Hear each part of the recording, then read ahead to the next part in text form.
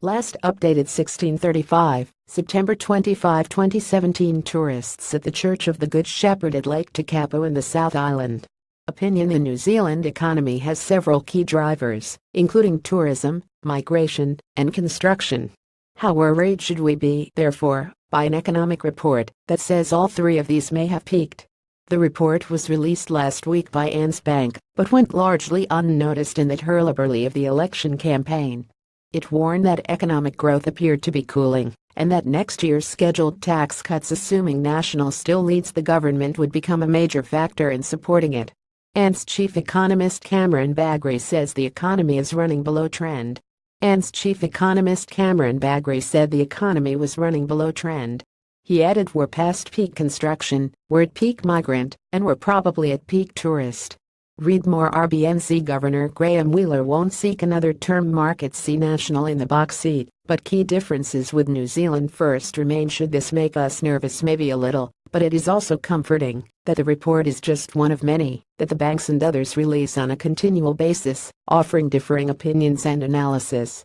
And even within that one report, there are contrary indicators that suggest different outcomes. Economists like to hedge their bets. So, while growth in tourism might be slowing, the report dutifully notes that any fall in the New Zealand dollar would boost average spending per visitor, which would even things out. Likewise, saying that we have reached a peak in net migration inflows is very different to saying that they are about to fall sharply. We don't expect that, the report says. But people who have been listening to the election campaign rhetoric around economic growth might still be confused. They might be excused for believing that all we need is a firm hand on the tiller and to keep on keeping on to guarantee growth and advantages for all. The truth is that economies do not advance in a steady and linear way. They boom sometimes, and they can also bust. Between 2000 and 2007, the New Zealand economy grew at the rate of 3.5% a year on average. Then the global financial crisis pushed it into a 15-month recession.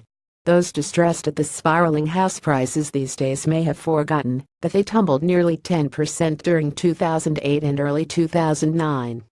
Of the different topics in the ANZ report, the construction industry is possibly one to watch. Construction employs more than 170,000 people, about 7% of the total workforce. It generates $30 billion of gross revenues annually. In recent years, a sustained construction boom has contributed much to our so-called rockstar economy. But the Christchurch rebuild has already peaked, and, while construction levels are likely to remain relatively high, any downturn in this sector can drag down economic growth overall. 3 monthly statistics. New Zealand snapshots show that national construction activity shrunk 2.1% in the March quarter and another 1.1% in the 3 months to June. A report by the forecaster BIS Shrapnel predicted at the start of this year that a downturn could last as long as 5 years.